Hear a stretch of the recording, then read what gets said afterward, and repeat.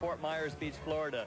The West Coast, Florida Nationals, David Stanfield with two-time overall world jet ski champion Larry Rippenkroger. And Larry, this is a favorite stop. The festive atmosphere here at the Lani Kai, always one of the favorite stops on the tour. We've got sunshine, we've got warm weather, warm water. The irony, though, to all this is that when you come here to compete, the humidity, the warm temperature plays havoc with your endurance level, and also for your mechanics who are trying to dial your carburetors in, makes it extremely difficult. Great conditions for racing, but a unique track layout similar to Long Beach. It's a right-hand first turn. Right-hand first turn. You'll see the riders, they'll tend to go into the first turn a little bit more cautious than they would on a left-hand turn, and a little more comfortable on a left-hand first turn, but the course is the same for everybody. It's an interesting course. We have a tight section on the left, but yet an open section on the backside, and one of the fastest front straightaways I've ever seen on the tour. This particular course lends itself exceptionally well to Victor Sheldon's style. He carves right-hand turns better than anybody else on tour. Watch for Victor to be a favorite. And after Long Beach, in the Superstock division, Victor Sheldon has been the leader, leading over Jeff Jacobs. The battle came down today. Just moments ago, a battle raged between Victor Sheldon and Jeff Jacobs. Here are the highlights. After leading the Superstock division all year, Victor Sheldon has been looking forward to his first pro championship. Even though Jeff Jacobs has more Superstock victories, a 16th place finish in round number 1 at Long Beach has forced Jeff to play catch-up all year. And today at the start, it was Jacobs with the pole position, while Sheldon barely made the final, riding in the last chance qualifier, set 13th from the pole, but that wouldn't stop the slasher as he swept from the left side of the field to meet Jacobs at the first turn buoy. Nobody seems to make right-hand turns like Victor Sheldon, and he showed it here again today, sweeping around the outside on that first turn buoy, taking the whole shot away from Jeff Jacobs. Sheldon's goofy foot mastery of the right-handed turn would allow him to pull off the whole shot and give him a slight lead over Jeff Jacobs, a lead that he would maintain for most of the 10-lap final.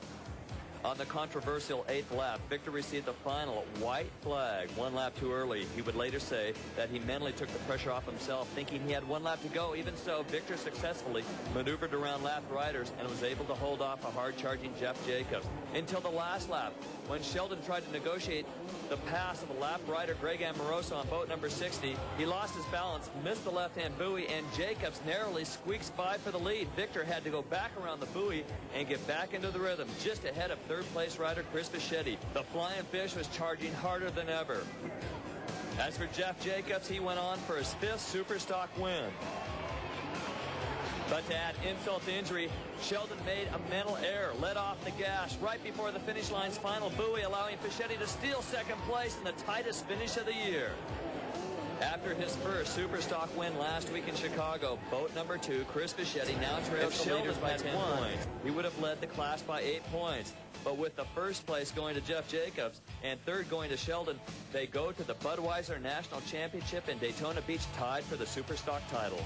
The fireworks were flying in the Superstock race, and when the top racers came to impound on the beach, there were a lot of shaking hands and high fives, except for Victor Sheldon. Victor Sheldon very upset about that loss. In fact, can he carry that anger into the pro modified race?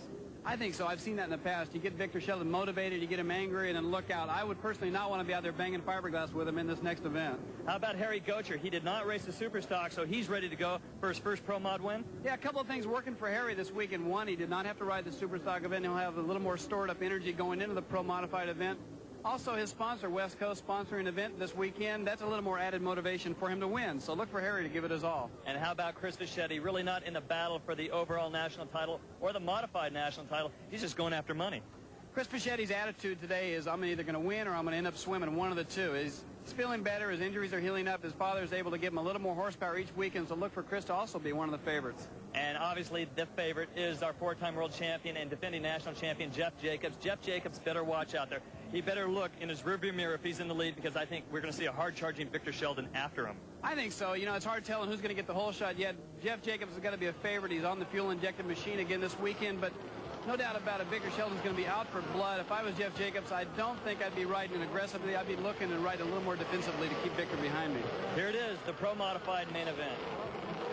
Chris Fischetti with the fastest qualifying time. Jeff Jacobs, Victor Sheldon, Harry Gocher right next to him there. What a lineup, and they are off. Rubber band start. Harry Gocher and Victor Sheldon tag. Actually, Victor Sheldon gets thrown up by a small wave, hits Gocher, then gets thrown over the wake, and he is down and restarted at least in 10th place. But The whole shot going to Jeff Jacobs, boat number 1. Look at Harry Gocher on the outside, boat number 5. Bonsai move by Harry Gocher. We talked about it earlier. He's going to be giving it his all, no doubt about it. You've seen it there. That's one of the more aggressive moves I've seen Harry make all season long. He is no doubt going to be going for it. Perfect start, clean riding for Flying Fish, Chris Fischetti. Boat number 2 is in third right now. Going to try to hunt. Ooh, there's a mistake by Fischetti. Going to try to hunt down boat number 5. Harry's had a tough season. His sponsor's on the beach. He is sponsoring this event. He would love to win the Pro Modified, but he's got to catch Jeff Jacobs. He's got his work cut out for him, both in front of him and behind him, as you mentioned, but I have no doubts in Harry. He's going to be letting it all hang out. Here we're going to take a look at the start again. Well, the big news here was Harry Gocher and Victor Sheldon actually tagging, and Victor Sheldon going down. Take a look at Victor Sheldon, number 3 from the right. See Victor, he tries to cut across to the right, trying to get some smooth water. He catches Fischetti's wake, and he goes down hard. He's trying to do, he's out there, he's angry, he's looking for some way to get around these guys, and unfortunately that move didn't pay off. Sitting on the pole position, Chris Fischetti really gets squeezed into a tight right-hand turn, maintaining speed on the outside, moving into second. Boat number 5, Harry Gocher. Harry Gocher on the outside with more momentum, and that is hard to do. In a right-hand turn, to maintain that kind of speed is extremely difficult. Our leader, Jeff Jacobs, boat number 1. The 4-time world champion celebrating his 20th birthday just a week and a half ago. He leads Harry Gocher, Chris Fischetti, and Jeff Trogner. The question is, where's Victor Sheldon, boat number 3, back in the pack? He is in 13th place right now, trying to get around Chad Burns, boat number 51, now up into 12th. What a tough day for Victor. Yeah, Victor having a tough day, but they don't call him a slasher for nothing. Look out for Victor. At this point, the anger is going to be raging inside of him. He's going to be going for blood. Anybody gets in his way, and the fiberglass is going to be flying. When he first fell at the start of this race, he dropped back to 8th. But on the second lap, he totally went out of control and went down and started from dead last. He is now up to 11th place. Boat number 2 is Chris Fischetti. Fischetti is trying to close the gap up on boat number 5. Chris Fischetti trying to catch Harry Gocher. Well, Harry Gocher right now just trying to stay focused on Jeff Jacobs, but when you've got somebody like the Fish counting on your back door, it's pretty hard to stay focused on who's in front of you, but you have to believe Harry knows where Fish is going to make his move. They've been riding against each other for years. We spoke with Harry earlier about the track and where people pass. I believe the place to pass on this track is going to be the front section. If you take it wide, you come diving in, you can dive through the tight section to maybe get around an opponent. One thing that's a big plus for this track is a very long straightaway. I've always liked them. I think they work well to prove rider ability and to prove boat horsepower. If you can get up, get your boat plane to hold on to it for a longer period of time, you'll excel in both the front straight and the back straightaways. Boat number 5, West Coast superstar Harry Gocher, 21 years old, born in Louisiana, raised in Las Vegas.